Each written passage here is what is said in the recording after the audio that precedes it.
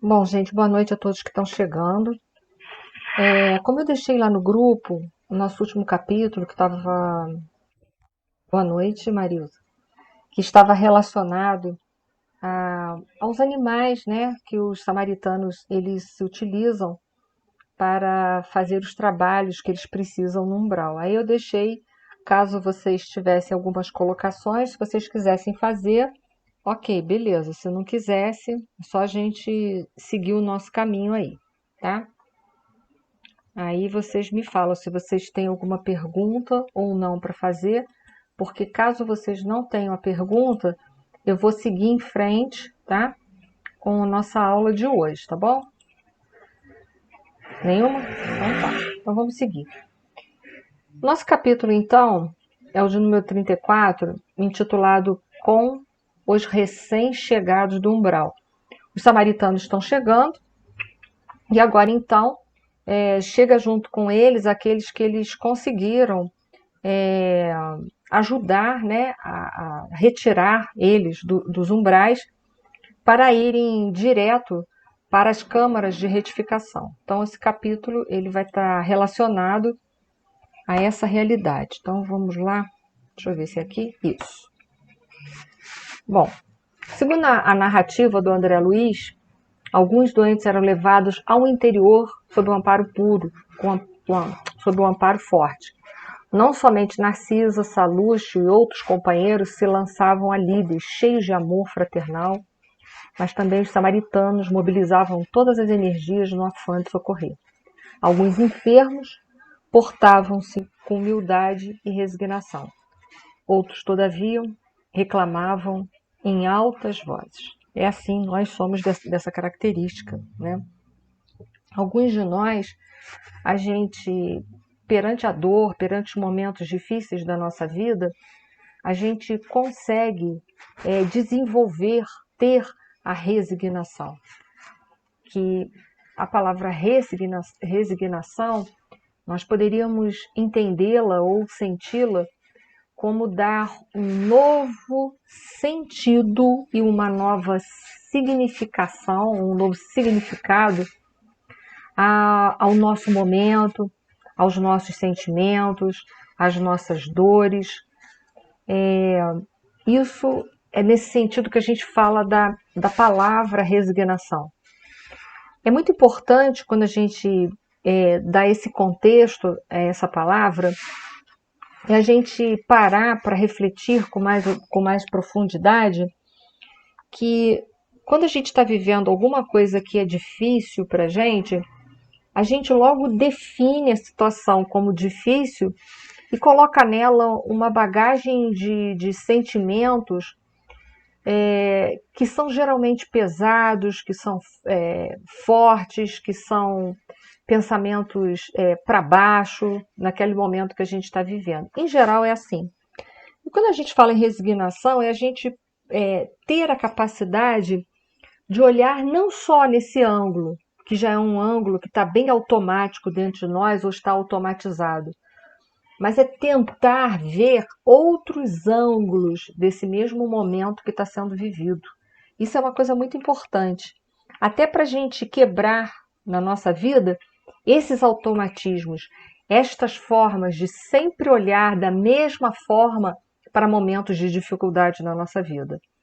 É procurar, sem sombra de dúvida, alguma coisa de positivo, porque a vida sempre tem alguma coisa de positivo.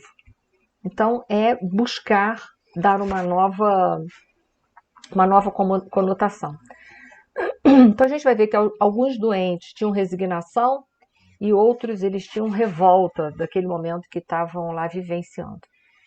No Evangelho segundo o Espiritismo, no capítulo de número 9, Bem-aventurados brandos e pacíficos, é um capítulo que eu procuro sempre que posso reler, porque eu preciso muito dessas lições, né? Eu pelo menos preciso. Lá tem um item intitulado Obediência e Resignação, onde os espíritos, né, eles vão nos trazer a um processo de reflexão em que eles dizem que a obediência, o obedecer, né, o aceitar aquele momento, é o consentimento da razão. E a resignação é quando há o consentimento do coração, quando há um consentimento do coração da gente, né? Então eles colocam assim, forças ativas ambas, então, porque todas duas são virtudes, e por serem virtudes, as virtudes são ativas. A gente acha que ter obediência e resignação é coisa de gente passiva, não é, muito pelo contrário. Para ser obediente, ser resignado, tem que ter uma força de vontade muito grande para a gente vencer a nossa violência interior, ou muitas vezes a nossa arrogância interior, para a gente conseguir ter essas duas coisas. E a gente vai ver por que elas são ativas e por que a gente tem que ter essa força interna. Porque ele coloca assim, forças ativas ambas, porquanto carregam o fardo das provações que a revolta insensata deixa cair. O pusilânime ou vítima, ou a pessoa fraca, não pode ser resignado, do mesmo modo que o orgulhoso e o egoísta não podem ser obedientes. Eu sempre falo que quando a gente lê essa frase final, a gente consegue entender de cara por que o orgulhoso e o egoísta, eles não são obedientes. Porque o orgulhoso, ele se acha o top de linha. Então ele vai ser obediente a quê? Ele acha que ele é superior a todas as outras pessoas. Então para que ele vai ter algum nível, né, de resignação se ele se acha superior às outras pessoas? Ele vai achar que são os outros que tem que ter resignação para aceitar o que ele está querendo impor. Então, quando os espíritos informam isso para a gente consegue entender bem por que o orgulhoso ele não pode ser obediente. Por quê? Porque ele quer dar as ordens, ele acha que ele é superior a todas as outras criaturas. O egoísta também, porque quer tudo só para si, então ele se acha superior. Agora, o pusilânime e o vítima aí requer da gente uma reflexão, que não é também uma reflexão tão assim mais na contramão. Por que o vítima ele não vai ser resignado? Porque ele acha que ele não tem nada para se resignar.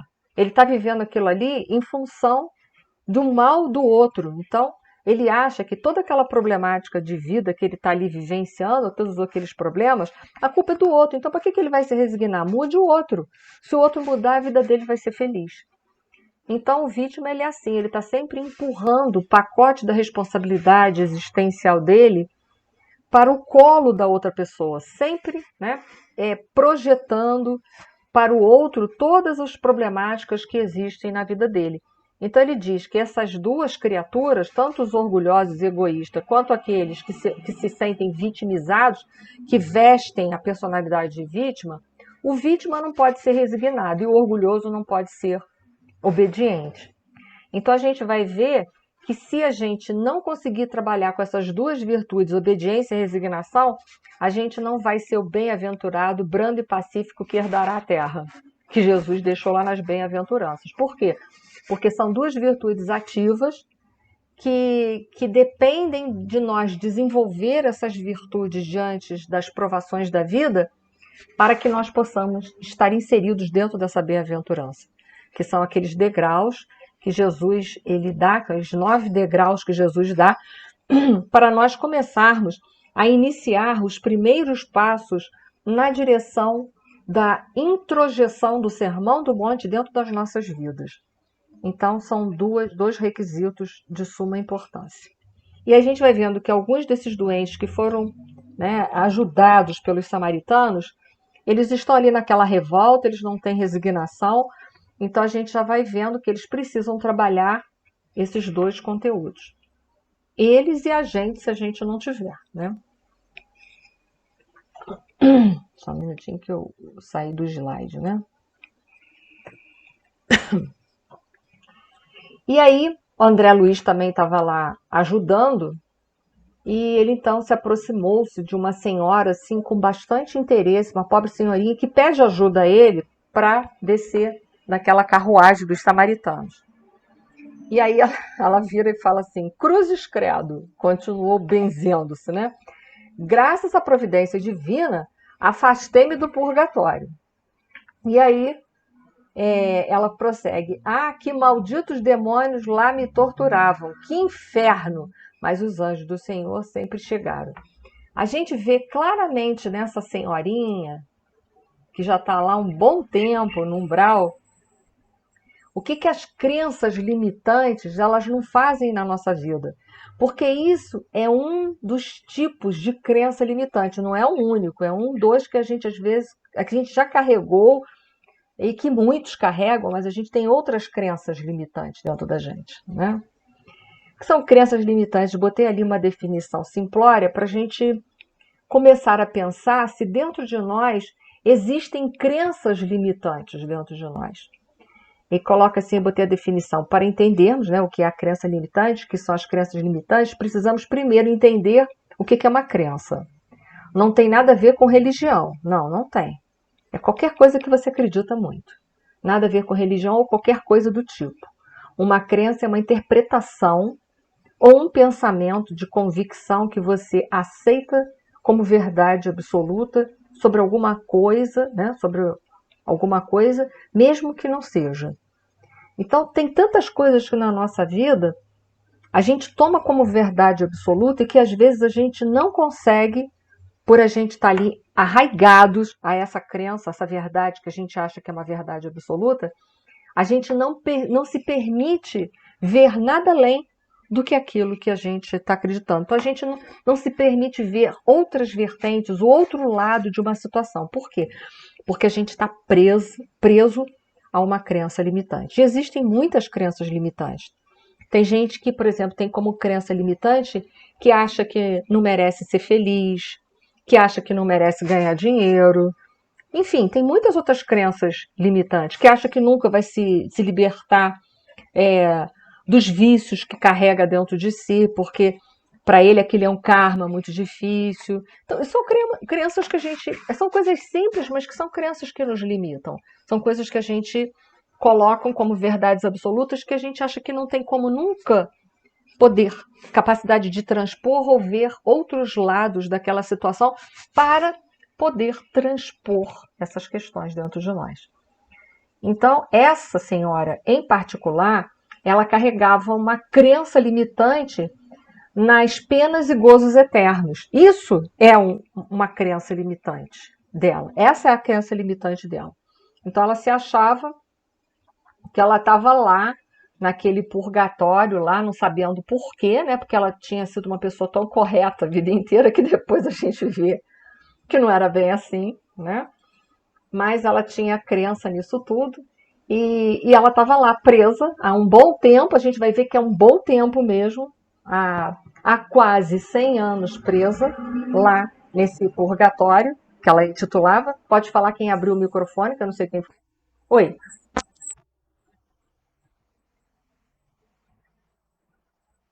Tinha, no caso dela tinha. Mas pode não ter, porque a gente tem outras crenças limitantes, né? É como a gente fala às vezes, fala, fulano é fanático, mas tem fanatismo religioso, tem fanatismo político, tem fanatismo ideológico, tudo isso são crenças limitantes que não permitem a gente ver coisas além. No caso dela especificamente, era uma crença religiosa, mas poderia ser qualquer outro tipo de crença. Por exemplo, muitos homens, nós não podemos generalizar, dizer que são todos, né? Mas muitos homens de ciência, eles só acreditam na matéria, para eles a matéria é causa e efeito. E eles não se permitem ver nada além disso. Isso é uma crença limitante. Por quê? Porque todo dia tem lacunas na ciência que para você poder preencher essas lacunas, você teria que dar o braço a torcer que você é mais do que matéria. Isso é um exemplo, isso é um outro exemplo, tá? Então, a gente vê hoje muitas pessoas de ciência transformaram a ciência num grande dogma, né? Só é verdadeiro aquilo que a ciência apresentar. Então, a gente tem que tomar cuidado com isso também, a gente tem que parar para raciocinar, para a gente não se perder dentro disso, né? Eu vou falar assim de uma coisa assim de que para mim isso é uma crença limitante. Há poucos dias atrás, eu sigo alguns médicos no Instagram por causa dessas questões do Covid, de atualizar informações, são médicos pesquisadores. E há poucos dias atrás, teve um lá, eu intitulo dessa forma, o infeliz, que foi dar a opinião dele pessoal sobre a minha profissão, falar o que, que ele acha e o que, que ele não acha. E aí eu pensei assim, engraçado, né? E assim, marretando. Aí eu pensei assim, que coisa interessante, né? Eles estão brigando no Instagram porque a política está interferindo na área deles, que é a área médica, que é a área que tem autoridade para dizer qual medicamento X, Y ou Z e falar das questões de vacina, de saúde pública, que é a área oficial dentro disso daí. E agora ele está se metendo na minha área. Eu pensei assim, que coisa maravilhosa. Né? Eu pensando assim, falando mesmo, né, de fisioterapia, eu pensei assim, que coisa maravilhosa. Ele não gostou quando atingiu a ele. Mas ele ainda por cima falou besteira. Eu tive assim, meus dedos coçaram para no teclado falar isso que eu estou falando para vocês, para Eduz, eu pensei assim, nem pensar. Nem pensar que eu não vou perder tempo com isso aqui. Isso aqui vai dar uma discussão inútil. Deixa ele prosseguir. Porém, isso é uma crença, né? Limitante. Ele desfez da nossa profissão. Tipo assim, se você tem uma dor, sei lá, uma lombalgia, olha só, uma crença limitante dele. Entre não fazer nada e fazer fisioterapia, segundo as pesquisas dele, né, segundo lá os artigos publicados, é melhor fazer fisioterapia do que não fazer nada. Ponto final. O que ele quis dizer pra gente? Né? Que então faz. Né? Porque é isso que aponta as pesquisas, mas as pesquisas não apontam que há eficácia, apenas diz que entre não fazer nada e fazer fisioterapia é melhor fazer. Aí pensei assim, não é bem assim. Isso não é bem assim que rola. Aí eu virei e pensei assim, né?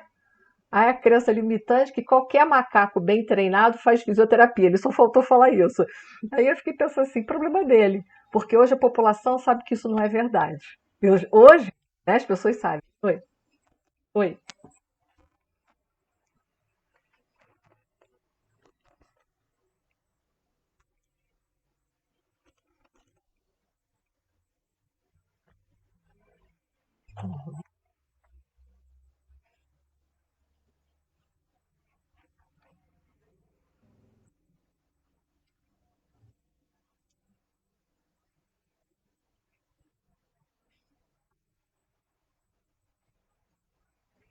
Porque é isso aí. Eu sei que você não está, né? Você está apenas mostrando, constatando um fato, né? Você está constatando. É isso aí. Exatamente. Porque às vezes as cirurgias são muito bem feitas e graças a Deus que tem esses médicos com essa capacidade, com essa formação para isso. Mas se a gente não botar a mão e não souber o que está fazendo, a gente não reabilita o paciente. E aí a cirurgia exatamente. Mas o que ele quis fazer? Ele disse que não, que as pesquisas que tem, os artigos que tem escrito, até hoje dizem que fazer é melhor do que não fazer só isso. Ele não disse que as técnicas A, B ou C, que isso tudo é uma ciência que tem uma comprovação e que diz por quê. Ele desfez o tempo todo de uma coisa que ele nem sabe. E aí eu fiquei pensando assim, problema dele. Problema dele. Porque eu também acho, eu também penso, porque hoje a população está informada, e muito, daquilo que a gente faz, até do trabalho que a gente apresenta e divulga também. Então é isso que interessa, né?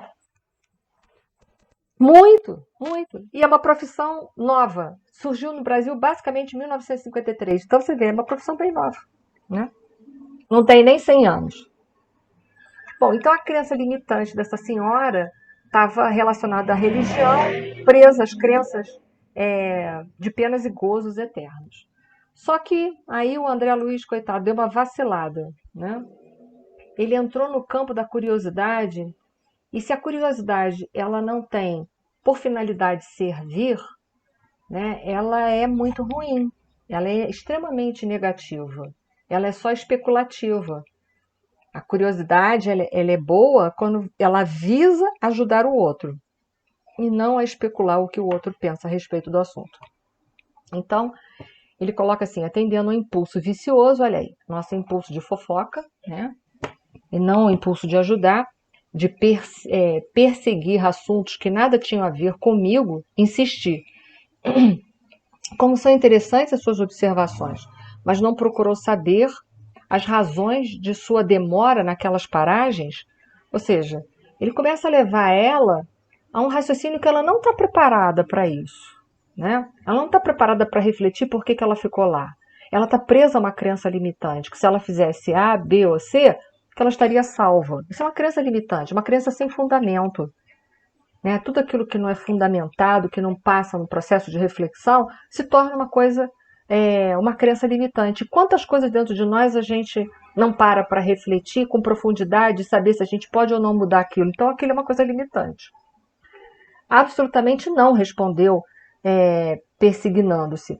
Como lhe disse, enquanto estive na terra, fiz o possível por ser uma boa religiosa. Sabe o Senhor que ninguém está livre de pecar. Meus escravos, aí ela vai chegar, porque ela sabe.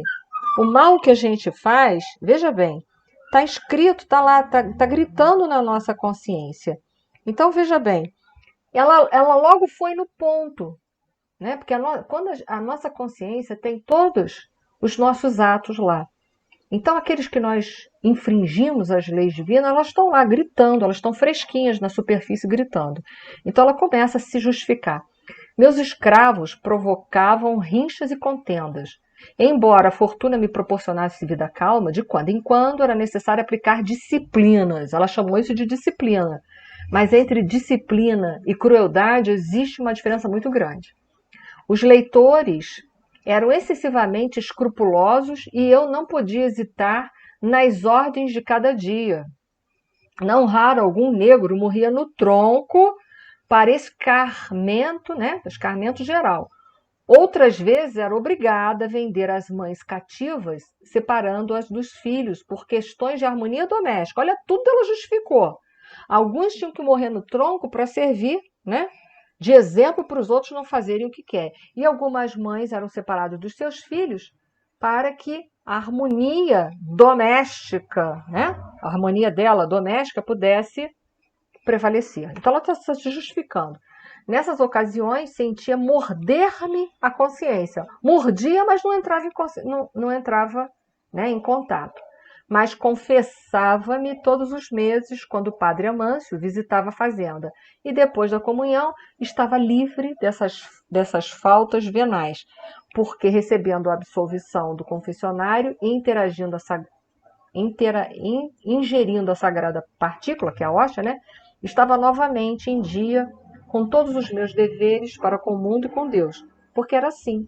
A gente pecava de segunda a sábado e no domingo se confessava, tomava hóstia, estava perdoado. Era assim. Essa era a nossa crença. A gente nunca parou para pensar que o que é errado e o que é certo é certo. E o que é errado. Ah, né? A compra da felicidade. Todo mundo achando que pode comprar felicidade. A essa altura, escandalizado com a exposição, comecei a doutrinar em tempo errado, porque ela não estava preparada para nada disso, né? Muito menos para ficar. Primeiro ele usou da curiosidade dele para saber da fofoca e depois ele tentou doutrinar. Outro erro. Minha irmã, essa razão de paz espiritual era falsa. No chat está assim, tá tão distante, mas tão. Peraí que agora saiu do chat. A Edilane Cândido está colocando assim, tá tão distante, mas tão igual. É atual, é verdade. Tá tão distante, mas tá tão atual, né? Infelizmente é assim mesmo. Minha irmã, essa razão de paz espiritual era falsa. Quer dizer, ele foi muito na veia, né? Ela não está preparada para isso. Os escravos, ele quer explicar para ela, os escravos eram igualmente nossos irmãos. Perante o Pai Eterno, os filhinhos dos servos são iguais aos dos senhores, querendo mostrar que não há distinção. A raça não dá distinção nenhuma. Ela não aprendeu lá na Bíblia, porque ela era católica, que todos nós somos irmãos. Olha só, se é todos nós, é sem exceção. Mas só que ela anestesiou a consciência dela porque convinha. Por detrás daquilo ali tinha um interesse pessoal muito grande, de manter os serviçais, de manter serviço barato e de poder fazer catarse em cima dos escravos, né?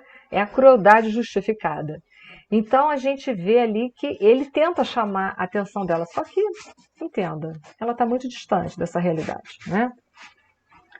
E aí a gente vai, eu me detive a isso aqui, porque isso que essa senhora fez, né, que a gente vai ver agora o texto em si, a gente vai ver que é um mecanismo de fuga do ego, intitulado racionalização.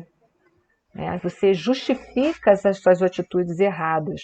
como se justificando as atitudes erradas, elas passassem a ser certas. Mas não é a partir do momento que a gente justifica alguma coisa que ele passa a ser certo. Então, como eu disse para vocês, o que é certo e o que é errado. Não tem essa. Vamos lá. Os mecanismos de fuga do ego são mecanismos que nós nos utilizamos justamente para a gente não enfrentar as verdades que estão escritas na nossa consciência, ou num linguar junguiano no nosso self, ou num outro linguar no nosso eu maior. Então, em geral, esses mecanismos de fuga são máscaras que a gente coloca para abafar as imperfeições que habitam dentro de nós e que nos fazem ter o comportamento A ou B diante das situações. Então, é uma máscara. Eu sei que tem conteúdos dentro de mim que precisam ser trabalhados, mas eu uso máscaras para esconder. E a racionalização é uma dessas máscaras que eu coloco para encobrir o mal que ainda existe dentro de mim, que impera dentro, né? que faz imperar a minha consciência egóica, que precisa ser trabalhada. Porque quando a gente fala de consciência egóica, na consciência egóica ela não é positiva nem negativa. Ela é aquilo que nós deixarmos que ela faça da gente. Mas isso é uma outra história. Eu vou pincelando de vez em quando um pouquinho sobre isso, porque isso é um assunto profundo. Então diz lá a Joana de Ângeles sobre mecanismos de fuga no ego, nesse livro aí, O Ser Consciente, que eu já tive a oportunidade de postar no grupo há um tempo atrás. Ela fala assim: habituados ao não enfrentamento com o self, a não enfrentar o que é errado dentro de nós, né? O ego, que é a nossa consciência que ainda vige o nosso comportamento, o ego camufla as suas resistências à aceitação da realidade profunda. A realidade profunda é a lei de Deus que nós deveríamos estar vivendo, mas que nós temos dificuldade, né? Elaborando mecanismos escapistas. Gente, vocês estão escutando algum barulho aí? Que acho que eu vou desligar o meu WhatsApp. Só um minutinho, por favor, desconectar, porque esse barulho está me incomodando. Então, vamos lá. Elaborando mecanismos escapistas de forma a preservar o seu domínio na pessoa. Ou seja, cada vez que a gente aceita essas máscaras, esses mecanismos escapistas, nós estamos cedendo à nossa consciência egóica, que é uma consciência de dualidade. E como viver dentro de uma dualidade se nós sabemos que só o bem é real no universo, né? Mas vamos lá, vou dando de vez em quando uma pincelada sobre a consciência egóica. A racionalização, que é o mecanismo que essa senhora usou, porque a racionalização ela consiste em você dar sempre uma justificativa para os teus erros. Eu tinha que botar meus escravos no tronco para servir, né, para mostrar para eles que aqui eu mando, que para que a ordem da senzala se mantivesse, eu de vez em quando sacrificava alguém, botava algum escravo no tronco e submetia ele a um processo de crueldade até a morte, para que as outras pessoas entendessem que precisavam, que os escravos tinham que se submeter às ordens dela. Então ela se justifica, mas desde quando a gente tem o direito de tirar a vida de uma pessoa? De forma nenhuma, né? De forma nenhuma. Isso é uma infração da lei e é ponto final isso. Isso é antigo. Isso está lá desde o tempo de Moisés. Então entenda bem, isso não é do tempo de nosso Senhor Jesus Cristo tão somente. Já há 1.800 anos antes da vinda de Cristo, Moisés, já no Decálogo, falava não matarás. Então ela está tentando justificar, burlar, né? Então eu separava os filhos da mãe para manter a harmonia doméstica, para manter o bem-estar dela, que possivelmente, me desculpem a sinceridade, o marido pulava a cerca com as escravas, o que era comum naquela época, né? Então ela está só se justificando, né? A racionalização é um mecanismo de fuga de maior gravidade do ego, a Joana de Ângeles fala. E é mesmo porque você justifica um erro. Então, é o mecanismo mais grave que tem a racionalização. Por buscar justificar o erro mediante aparentes motivos justos, que degeneram o senso crítico de integridade moral, assumindo posturas equivocadas e perniciosas, que era o caso dela. A gente não está julgando ela em si, tá? A gente está julgando um comportamento até para a gente aprender, tá, gente? Sempre há uma razão para acreditar-se favoravelmente os atos, mesmo os mais irrefletidos e graves, através das razões apresentadas, que não são legítimas. Essa dicotomia, porque é uma dicotomia, né? É uma dicotomia, você corta, você separa a realidade daquilo que te interessa. O que se justifica e o que se é torna-se um mecanismo perturbador por negar-se o real a favor do que se imagina. Então, ela estava se negando a ver quem ela era verdadeiramente. Quando ela aplicava aquele comportamento de crueldade, ela justificava e ainda dizia, estava tudo certo, porque no final de semana ela se confessava com o padre e aí ela estava absolvida de todo e qualquer engano. Ela achava, mas o mal permanecia dentro dela. Ela não entendia que o único mal que ela deveria temer é o que habita dentro dela. Ela não entendia isso. Essa luta que se trava entre o intelecto e a razão, porque é uma briga, né, entre o intelecto e a razão, entendendo ali o que a Joana de Ângeles entende por intelecto e razão. Eu botei num quadro ali abaixo, intelecto relacionado com o conhecimento das coisas finitas, enquanto o infinito era abordado pela razão. Isso aí é o entendimento da cultura desse texto aí para a gente entender. Essa luta que se trava entre o intelecto e a razão, porque é uma briga entre aquilo que é temporal e é atemporal, essa é a verdade. Ela fazia uma briga, só que o que ela fazia? Ela escolhia qual senhor dentro dela ela ia obedecer. Ela escolheu obedecer a Mamão, que era a temporalidade, achando que se pagando lá as indulgências, se confessando com o padre, ela estava absolvida. Mas ela renegava a consciência que estava lá dentro dela, que ela mesmo dizia que mordia ela de vez em quando. Ela se negava a ouvir a voz de Deus que estava dentro dela, dizendo para ela assim, porque isso está errado. Isso está errado em todos os sentidos. Né? Primeiro, que eles são os nossos irmãos. Segundo, que nós não temos o direito de tirar a vida de ninguém. Então, havia uma dicotomia entre o temporal e o atemporal dentro dela. Entre o intelecto, que são das coisas finitas, né? Que são das leis das épocas. Quantas leis nós temos que são legais, mas são imorais? Por exemplo, é legal fazer, aqui no Brasil, é legal abortar o anencéfalo. É legal, mas não é moral. Entenderam? É uma dicotomia isso dentro de nós.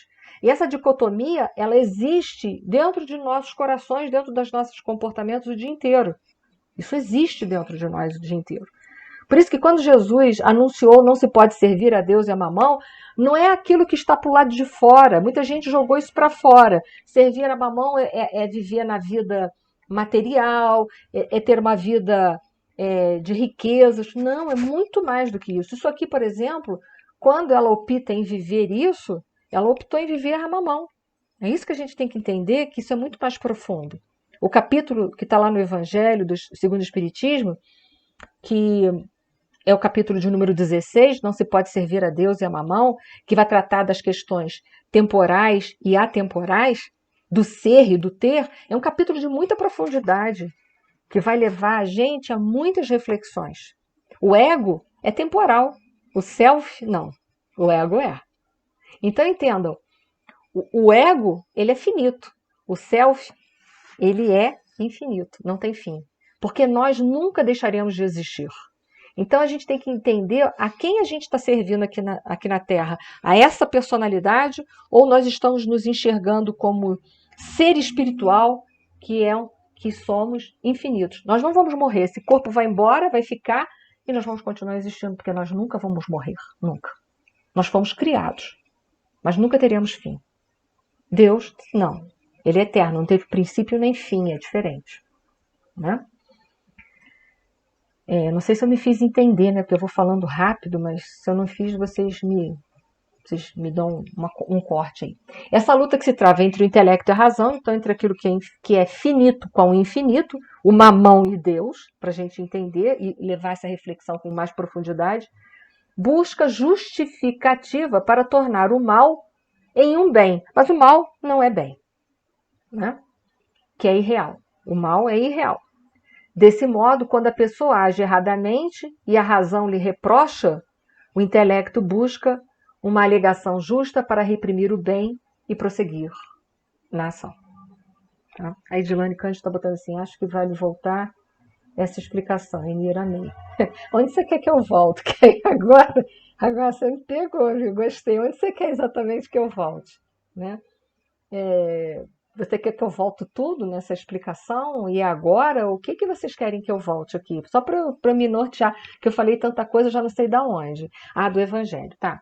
O capítulo de número 16, lá do Evangelho nosso, segundo o Espiritismo, é intitulado Não se pode servir a Deus e a Mamão. Ele é um capítulo que vai trabalhar com aquilo que é transitório, que a traça e o ferrugem corrompem, que são todos os valores relacionados ao que Jesus chamou de mamão, a temporalidade das coisas, versus as coisas que não são temporais, que são os valores que a traça e o ferrugem não corrompem. O amor que você tem dentro de você, que ninguém pode roubar, é seu, que é construção sua. A bondade que existe no teu coração, que ninguém também pode roubar e que é seu. É tudo aquilo que você pode levar para outro lado, por exemplo, se ficou difícil de entender. É o amor, é a renúncia, a resignação, é todo o bem que você faz, é toda a capacidade de misericórdia, de obediência, de resignação. Isso tudo são valores eternos.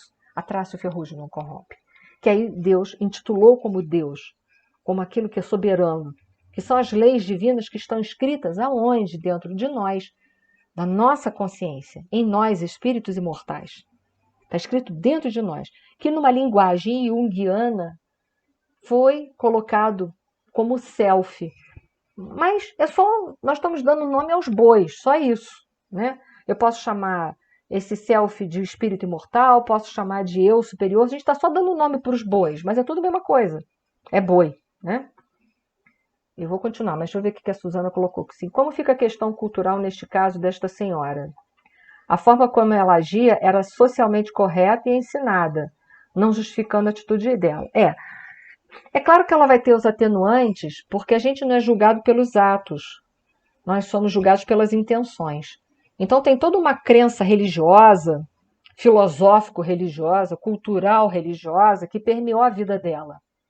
Então é claro que ela não vai ser julgada pelos atos dela, mas sim pelas intenções dos atos praticados. Isso sim, entende? Então, por isso que o julgamento é uma coisa muito pessoal, né? Só Deus pode fazer, porque só Ele pode saber o que pode ser um atenuante ou não, porque só Deus conhece verdadeiramente os nossos propósitos e as nossas intenções.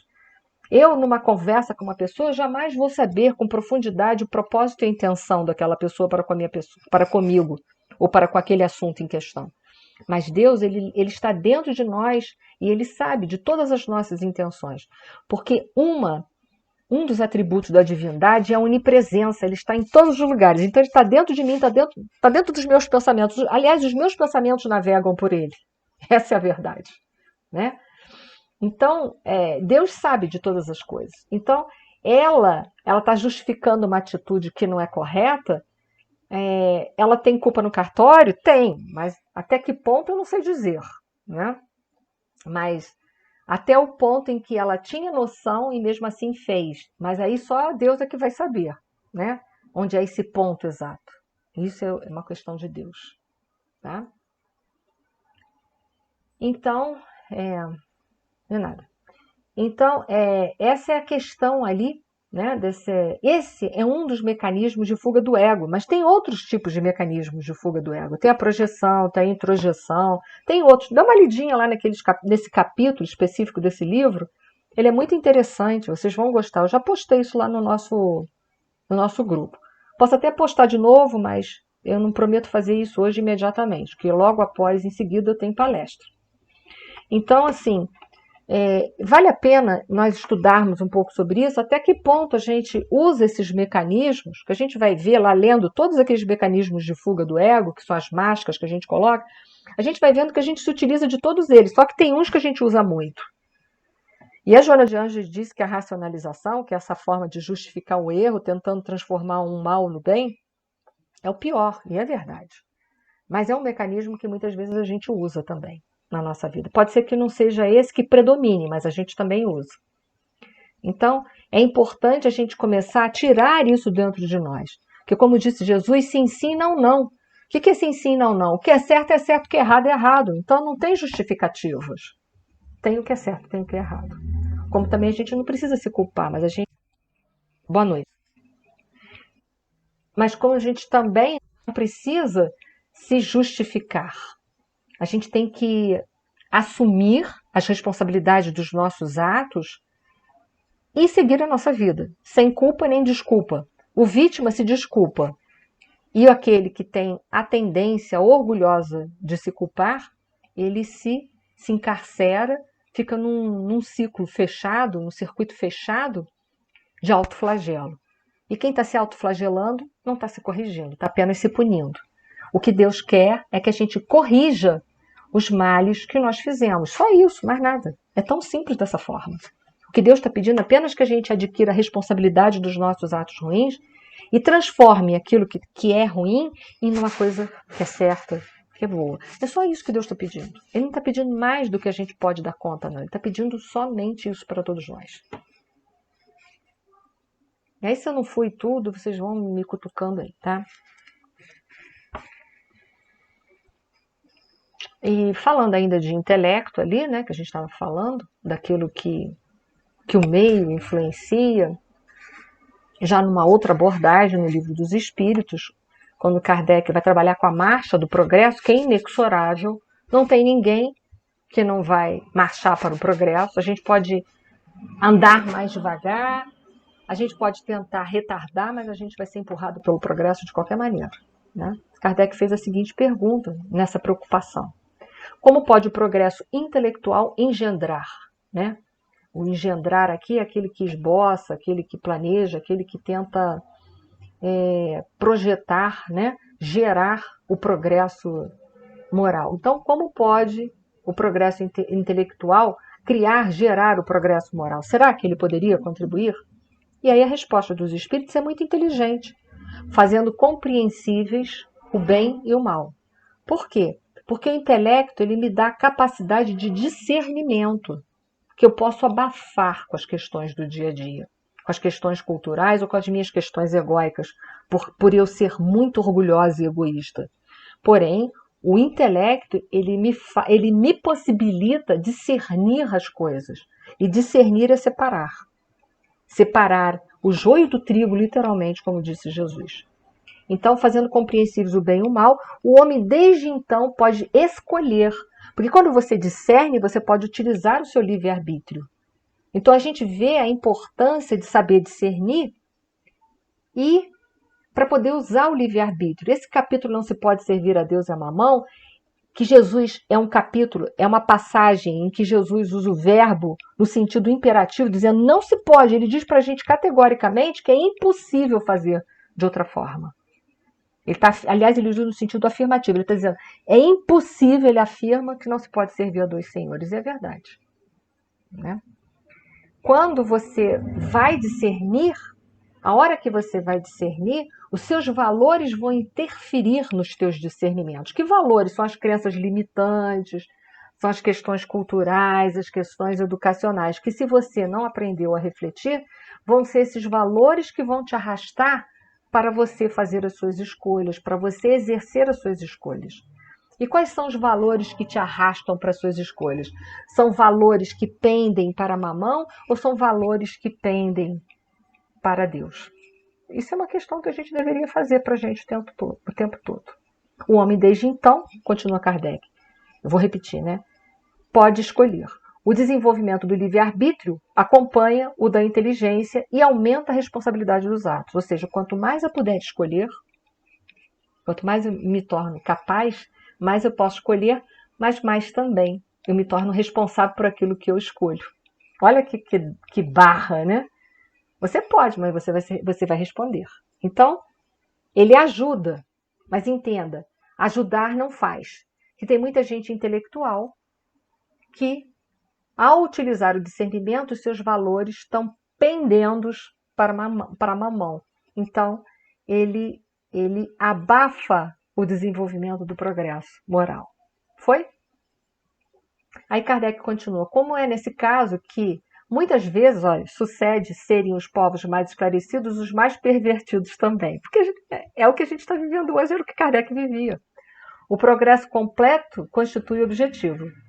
Os povos, porém, como indivíduos, só passo a passo o atingem, enquanto não se lhes há desenvolvido o senso moral, que só se desenvolve a partir do momento em que a gente reflete uma atitude. Pode mesmo acontecer que se sirvam da inteligência para a prática do mal, que é o caso dessa senhora, que a usa para justificar. Né? O moral e a inteligência são duas forças que só com o tempo chegam a equilibrar-se. Isso é para a gente ir refletindo em cima das obras básicas. Né? Caminho do aprendizado das leis de Deus. Primeiro é conhecer. Isso é um processo racional. Eu entro em contato, eu sei de algumas leis. Por exemplo, eu sei do decálogo. Isso já é um processo racional. Né? Mas não basta eu saber. Eu tenho que levar no capítulo, no processo da reflexão, que é levar para dentro de mim isso. Mexer no meu mundo interior. Levar. Para depois eu viver e poder praticar as leis de Deus. Então, existem 3 momentos dentro do processo do aprendizado. Um é um entrar no conhecimento do assunto, né? Da questão em si. No caso, nós estamos falando do moral, das leis de Deus. Outra é trazer essas leis para dentro de si. E é nessa hora, então, que você se afasta do processo de racionalização. Você entra na racionalidade, digamos assim. Então, é a hora que você reflete, você bota dentro de você mexe com seus conteúdos para você se modificar. E quando você consegue, então, fazer todo esse processo, você começa a viver e praticar as leis de Deus na sua vida. Tempo e a sabedoria. E quando veio, perguntou ele, curioso, em maio de 1888, quer dizer, ela já estava quase 100 anos no umbral, porque esse livro foi escrito acho que em 1944, se eu não me engano. André, meu amigo, você esqueceu, a Narcisa, né? Que estamos providenciando alívio a doentes e perturbados, quer dizer, alívio, não é levar aflição para ela, né? Que proveito lhe advém de semelhantes informações, né? Para de curiosidade pura, de fofoca, e vai ao que interessa. Os dementes falam de maneira incessante, e quem os ouve, gastando interesse espiritual, pode não estar menos louco. Quer dizer, ainda chama a atenção dele, né? Então, hoje a gente só foi capaz de falar sobre isso, porque eu achei que esse é um capítulo muito interessante que vai falar daquilo que nós trazemos dentro de nós. Essa senhora, com as suas crenças limitantes, se nós aproveitarmos os ensinamentos dela, nós também encontraremos aquilo que nos limita a um amor mais incondicional, que nos limita a sermos pessoas mais amorosas, mais justas, mais brandas e mais pacíficas. O que em mim, né, me impede de ser uma pessoa melhor? E sempre entendendo, gente, o que é errado é errado, o que é certo é certo. Não tem meio, não tem como a gente justificar. E que toda vez que a gente estiver se justificando, eu tenho uma frase que eu falo assim, que quem se justifica não se modifica. E é verdade. Toda vez que a gente estiver se justificando, a gente não está se modificando. Então, vale a reflexão para essa noite. Tá? Na próxima aula a gente continua então, que não vai dar muito diferente disso daí, a gente vai estar falando da próxima aula de uma coisa que se chama perdão, que a gente tem muita dificuldade. Tá bom? Então, isso aí. Porque na próxima segunda eu não vou poder dar aula, tá bom? Então, vamos lá. Vou fazer a prece, tá? Porque nós estamos por 4 minutos. E por 4 minutos ainda vocês podem fazer alguma pergunta. Tem alguma pergunta?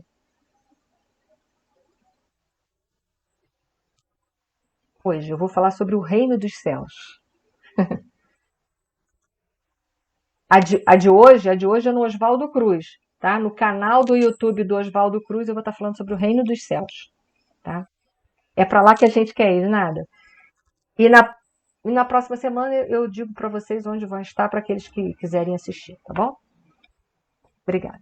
Gente, eu vou fazer uma prece então, e se vocês tiverem mais alguma coisa, então podem me fazer no meu privado depois as perguntas ou até deixar para a próxima aula, tá bom? Então vamos lá, gente. Vamos elevar os nossos pensamentos a Deus, rogando a nosso Pai de infinito amor, de infinita misericórdia, e a Jesus, nosso modelo e guia, nosso mestre maior, nosso irmão maior de caminhada, rogando também aos nossos mentores espirituais que nos protegem e guiam com tanto amor, abnegação e renúncia, que nos ajudem a desenvolver a força, a fé e a coragem necessária para vencermos a nós mesmos. Porque todas as dores que estão inseridas na nossa vida, a felicidade que ainda não alcançamos, todos os obstáculos que nos impedem a chegar a esse ponto, a nos libertar das dores e encontrar a felicidade destinada a todos nós, todos esses obstáculos moram dentro de nós mesmos. E esses obstáculos, eles têm nome. Eles se chamam orgulho e egoísmo. E enquanto nós alimentarmos o orgulho e egoísmo que habita dentro de nós, nós não encontraremos a felicidade que está reservada para todos nós. Diante desse momento, Senhor, não rogamos só por nós, mas por todos aqueles que passam pelos nossos pensamentos e que são motivos das nossas preocupações. Que essa prece possa envolver a cada um, envolvendo também o nosso planeta azul, num clima de paz e de amor universal. Muito obrigada a todos, muito obrigada a Deus. Que essa paz continue entre nós. Obrigada a todos. Uma boa semana, gente. Beijos!